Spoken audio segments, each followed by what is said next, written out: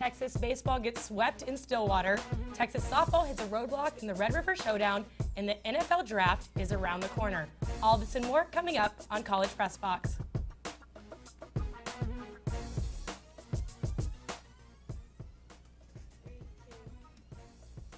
Good evening and welcome to College Press Box. Thank you for joining us on your Monday evening. I'm your host, Jaxie Pidgeon, joined alongside Clark Dalton. We have a packed show for you tonight. Let's start out on the diamond with Texas baseball. After a season that started with so much promise, the Longhorns have slipped into the cellar of the Big 12 after dropping a series to the Oklahoma State Cowboys. Texas needed every victory so they could dig themselves out of the hole. Let's head to Stillwater for the highlights. We're going to start at the bottom of the sixth inning. It's tied 5-5. Andrew Navigado driving it into left center field. A little bit of a miscommunication between the Texas fielders, and that allows the Cowboys to drive in a 2-run RBI. But Texas is going to ride the bat of Tate Shaw. He drives this one deep. It's headed towards right. It's gone. Texas is going to pull within 2 runs. It's 7-9 at the top of the 7th inning. And Austin Todd, another power hitter. However, he's not going to hit a home run this time. He's going to hit it into right field. Oklahoma State catches the pop fly, but the throw is too high, and Duke Ellis slides in, giving Texas the lead at the top of the 9th inning. The Longhorns were hoping they could escape Stillwater with a victory. However, things would take a turn for the worse. Mason Bryan, the freshman pitcher. Oh no, it's a wild pitch with a runner on base. Oklahoma State is headed. Noah Sifrift gets in and ties the game at the bottom of the 9th inning, and there's only one out. And Andrew Navigado with the dagger, a double into center field. Texas is not going to be able to catch it. There's runners on base. Oklahoma State is going to capture this one 11-10. The Longhorns would drop out of the top 25 after this loss. This baseball team looked totally different at the start of this week when Texas took on state opponent, the Lamar Cardinals. I was at the dish to bring you more on the win. This past Tuesday, the Texas Longhorns took on the Lamar Cardinals. The conditions were not ideal for a baseball game with winds blowing 20 miles per hour. The game had a slow start, but the Horns shifted into high gear to knock in some runs starting the 3rd inning. Catcher Turner Gant hit a single into left field to get things rolling for Texas. His teammates were sharing the excitement with him from the dugout as this was his first career game. The Longhorns scored 4 runs in the 3rd, one of them being Gant, and the other 3 being scored off a fielding error by the Cardinals. As far as I was concerned, a few weeks ago, I didn't know if I'd ever get that bad at UT, but when I came back, my role was just to be ready, whenever, give McCann a break, and so really it was pretty vague, just trying to get ready for whatever they need. The Cardinals had their first debut on the scoreboard in the 6th inning when J.C. Correa hit a single to knock in Avery George. We saw a lot of great pitching in this game, but the Longhorns starting pitcher Mateo Boki really stood out, having pitched 5 scoreless innings. He struck out 3 and only allowed 3 hits in 5 innings. I think from the first part of the season, I started throwing more strikes and attacking the zone early in the counts, and everything plays out of it. After a tough weekend, the Texas Longhorns took down the Lamar Cardinals with a confidence-boosting win. Mateo Boki's pitching was pivotal to the Longhorns' success. We thought our mindset as a pitching staff was not as right as it should be, and everyone's trying to go out and get as many innings as possible. Now we're trying to go out and get 1 out at a time, and we know that our bullpen can pick us up, so that's the way I pitch tonight, trying to get 1 inning at a time. You know, Boki's got some experience. He's pitched in a super regional, and he pitched like that tonight against a pretty good hitting team. We're in a challenge. If you're going to sit back and get beat one weekend at home, we've been beat twice in conference play since we've been here, and if that's going to shut you down, then you're pretty weak-minded. Although both teams had 7 total hits, the Cardinals just could not score enough runs to beat the Longhorns in this Tuesday matchup. Michael McCann ended the game in style with a solo home run in the bottom of the 8th inning to secure the 7-2 win over the Lamar Cardinals. With a true team effort and a huge help from standout players like Mateo Boki and Turner Gant, the Longhorns will have more confidence going into their future games. From the dish, I'm Jaxie Pidgeon, TSTV Sports. Joining us now in the studio is baseball analyst Jonathan Polasek. Welcome back. The Longhorns faced off against OSU in a 3-game series that resulted in a sweep by Oklahoma State. What were some of the main takeaways from this series? Well, some of the biggest takeaways, the biggest thing that you can look at is the bullpen. That was an absolute mess over the course of the entire weekend. The Texas bullpen had at least 1 big inning in each of the 3 games. And the Saturday game, Game 3, was the biggest problem because that entire game was a bullpen game, starting with Ty Madden only going for 2 innings and then just going through every arm basically that Texas had. Texas just doesn't have that guy who can come in when Texas has a lead to slam the door shut or keep things close if Texas is trailing or if the game's tied. Another big issue is that Texas, they need to figure out their Sunday starter or their Game 3 starter situation. They started off with Coy Cobb leading the way at the beginning of the season. He's kind of had his issues as we've progressed into the later stages of the season. So they kind of moved off to Ty Madden. Again, he's coming off the injury, so he really can't go too far. And he looked good on Saturday, but he did have issues of his own. He had some command issues, so that's been a problem. And you're just straining the rest of those bullpen arms, not giving them a chance to come in fresh and dominate the way that they should. And then, of course, when you look at this series against Oklahoma State, the offense. The offense was not there, especially in those first 2 games. 2 runs over 2 games, absolutely unacceptable for a team with this much talent on that side of the ball. They woke up in Game 3 scoring 10 runs, but it wasn't enough as the bullpen just faltered and gave away the Texas win. Right, and all those things led to a loss in a series that would have been so meaningful for Texas. So what do you think some of the challenges were for this team? Well, obviously it's the defense. Texas committed 8 errors over 3 games. You can't have that for a Texas program, not a team this year, a program in general that prides itself on 2 things, pitching and defense. The pitching's been there with the starters somewhat. The bullpen, not so much. But the defense, Texas is last in the Big 12 in fielding percentage. You can't have that if you want to win games in a conference as competitive as the Big 12. So Texas needs to figure out the defense going forward. But if they can fix that, they can win some games. And then that way they're not going to give away extra outs to teams like Oklahoma State. And like I said, he'll get some wins. The other thing is Zach Zubia. He hasn't been carrying his weight as of late. He's the DH for Texas this year, and he was the DH last year. I think it may be time to insert someone like Eric Kennedy, who may be the team's best hitter, but he really can't field his position, so he hasn't been seeing as much time these last few weeks. Put him in the DH role, give Texas the opportunity to, or give him the opportunity to uplift this Texas offense, kind of get things going as Texas takes on Kansas, West Virginia, and Oklahoma during the stretch run of the season. Right, and as you said, the Longhorns still have upcoming series against competitive teams like West Virginia and Oklahoma. What are your predictions for the rest of the season? Well, Texas, they have 4 games against non-conference teams left this season. Texas State, Incarnate Word, Texas A&M, Corpus Christi. Texas should win all 4 of those games, but one of those teams that Texas is playing is Incarnate Word, and Texas has already lost to that very same Incarnate Word team in San Antonio, so nothing's a given. Texas is going to welcome in West Virginia this weekend. I can see Texas taking maybe 2, most likely 1 game from the Mountaineers. I don't see Texas winning on Friday, and that's mainly because of West Virginia's Friday night starter, Alek Manoah. He is a star, one of the best pitchers in the Big 12 and in the country. He's a Golden Spikes candidate. As good as Bryce Elder has been for Texas this year, Alek Manoah is just on another level for West Virginia. Moving on to Kansas, Texas should take 2, possibly sweeping the Jayhawks, but as we saw with Texas against Kansas State, who was also at the bottom of the Big 12 when Texas and Kansas State played. Kansas is at the bottom of the Big 12, and nothing's a given between those 2 teams. Kansas is supposed to be rebuilding, but they're not acting like it. So Texas should take 2, maybe 3. It all depends on if that bullpen can hold up for Texas. And then Oklahoma, they've kind of struggled as of late, so I can see Texas taking 2 games from the Sooners, maybe 1 depending on how Blair Henley looks in that Saturday game. Bryce Elder has been a stud all year long. Blair Henley's had his moments ups and down, but if Blair can go 6 or 7 strong for Texas on Saturday and they can find a way to squeak out a win on that Sunday game, Texas should be able to take 2. All right, thanks, Jonathan. When we come back, we will take a look at a top 10 softball matchup between rivals Texas and Oklahoma. Stick around, you won't want to miss it.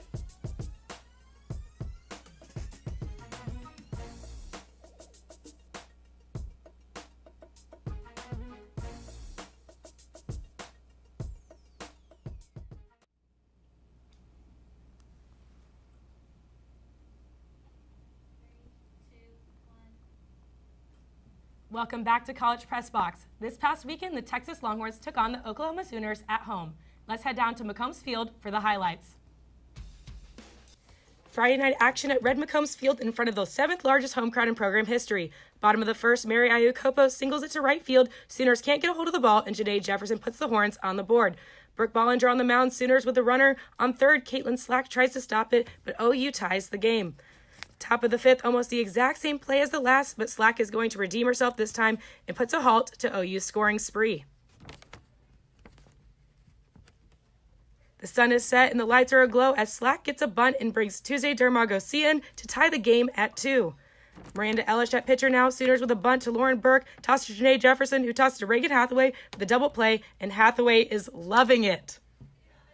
We are in extra innings now. OU gets a hit to right field, but MK Tedder gets a diving catch. The Sooners have a runner on third, and they score.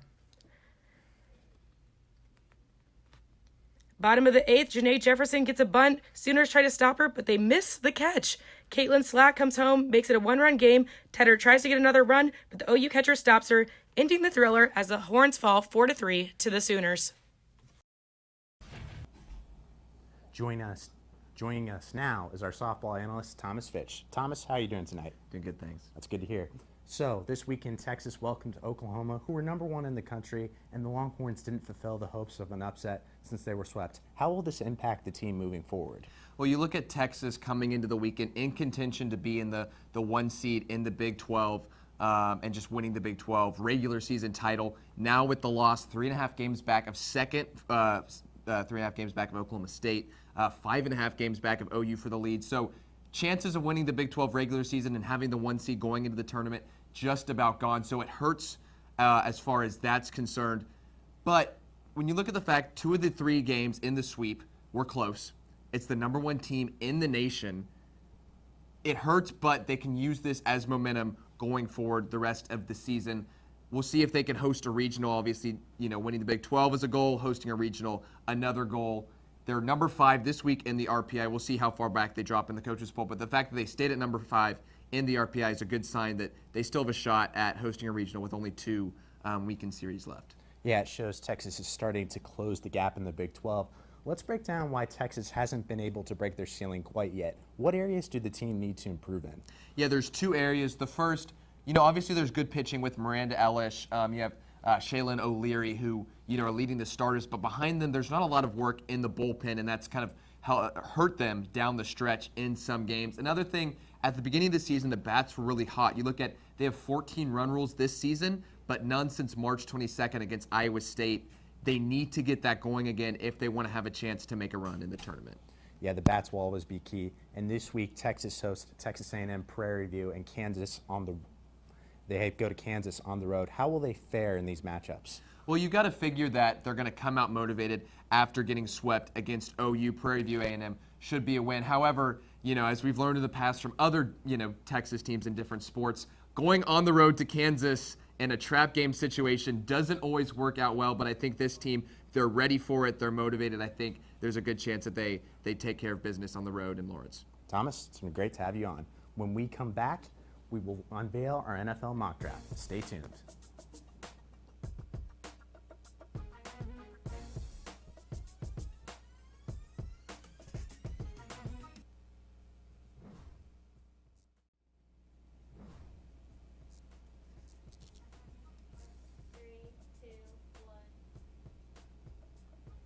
Welcome back to College Press Box. Now it's time for Matt Marinchak's and Sean Mapes' highly anticipated draft preview. Thanks, Clark. The NFL draft kicks off Thursday in Nashville, where the college football's biggest stars wait to hear their name called and find out where they're going to play and start their careers next season. Now, the draft's only 3 days away. That means we are in peak mock draft season, or season, whichever you prefer. So I thought Matt and I could just give you a little College Press Box mock draft, the only mock draft you'll ever see this week. Number 1 pick, Arizona Cardinals. I have them taking Kyler Murray.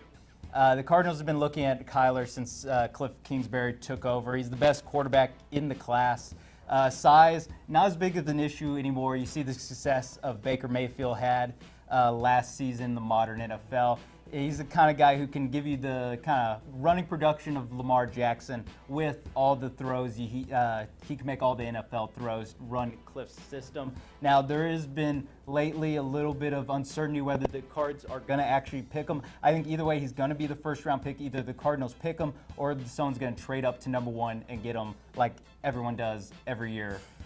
quarterback's going number 1, basically no matter what. Number 2, we have San Francisco. We got Nick Bosa going to the 49ers. The 49ers are in desperate need for a pass rusher. They haven't seemed to find their guy the past few drafts with Eric Armstead, Solomon Thomas, all those guys. Bosa is the best defensive end in the class and maybe the best player in the draft. Even though he only played 3 games this season, he's a menace in the backfield with his size and his quickness to get to running backs and quarterbacks.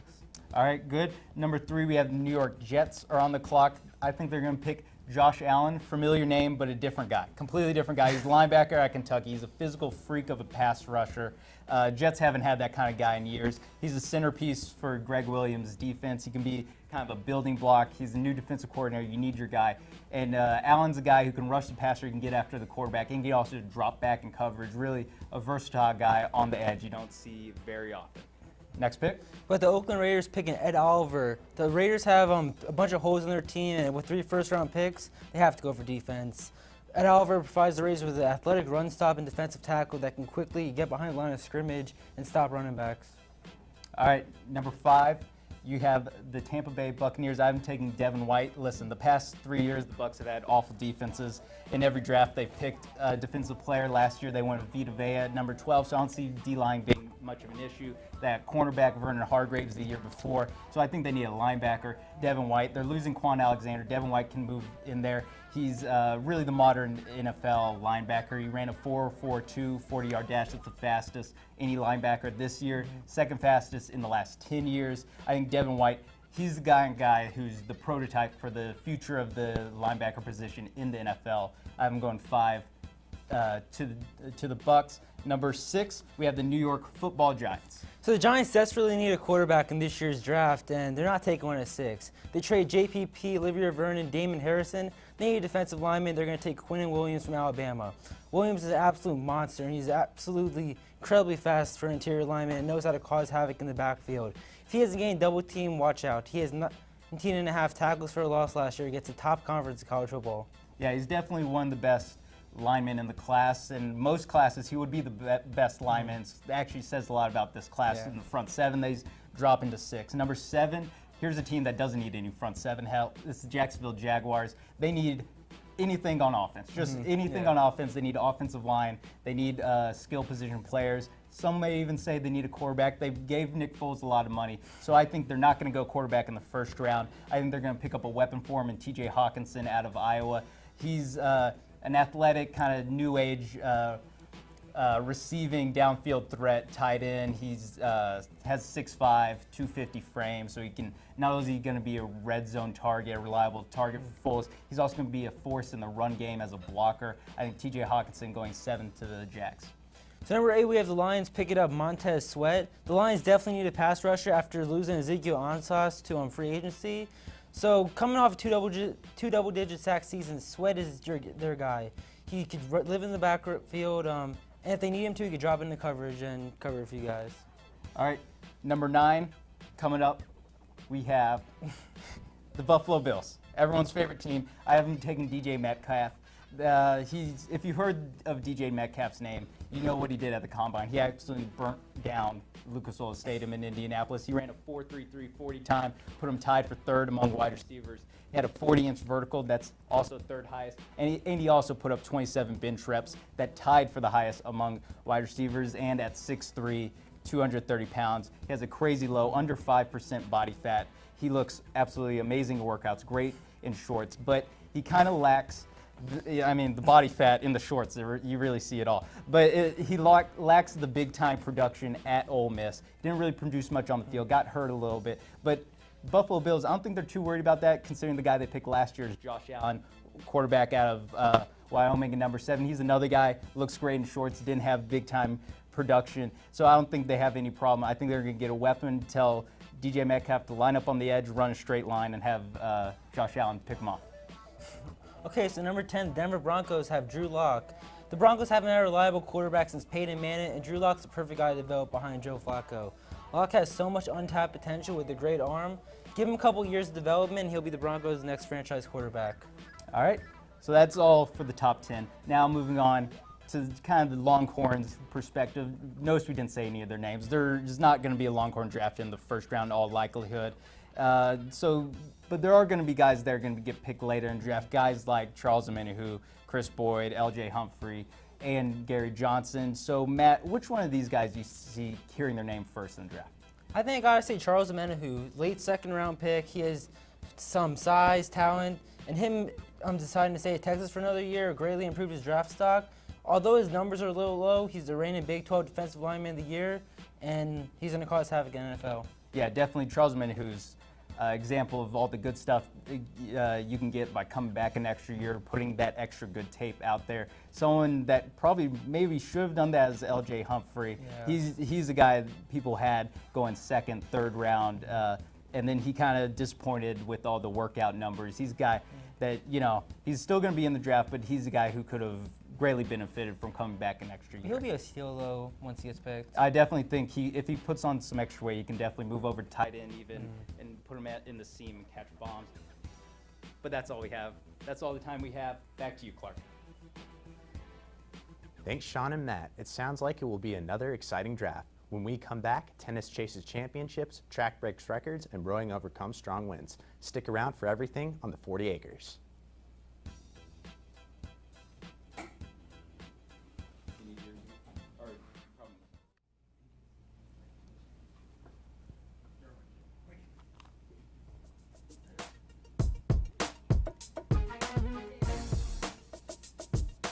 Welcome back to College Press Box. This previous week was notable for both men's and women's tennis.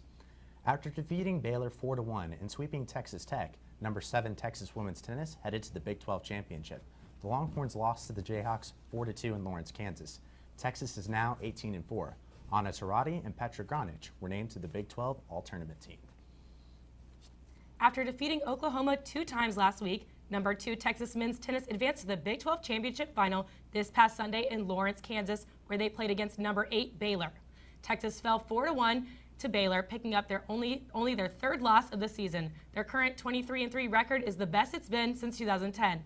The Longhorns will compete next in the NCAA Regionals on May 3rd through the May 5th at the Texas Tennis Center. Last Wednesday at the Brian Clay Invite, senior Alex Rogers broke Jeff Canada's 30-year school record in the 5,000 meters. On Saturday, the Longhorns made their way to the Michael Johnson Invitational, where junior Olivia Thompson earned the 5,000-meter win. This Saturday, the Longhorns head to Fayetteville, Arkansas for the National Relay Championships. This past Saturday, number 4 Texas Rowing traveled to New Jersey for the Eisenberg Cup. They went up against Ivy League crews number 7 Princeton and number 9 Yale. Texas lost the first race of the day to Princeton by 3 seconds. Although the tailwind and rough water made the races more challenging, Texas prevailed and won the remaining 3 races of the day. The Longhorns will be hosting the Longhorn Invitational, where they will compete against 7 crews from around the country here in Austin on April 27th. This week in Longhorn sports, baseball travels to Texas State on Tuesday, softball hosts Texas Prairie View A&M on Wednesday, then on Friday, softball heads to Kansas, baseball welcomes West Virginia, and golf begins the Big 12 tournament.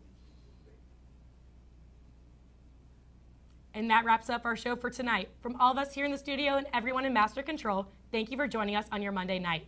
Be sure to tune in to College Crossfire on Wednesday nights for the best sports debate on the 40 acres. Until then, I'm Jaxie Pidgeon alongside Clark Dalton. Have a great night.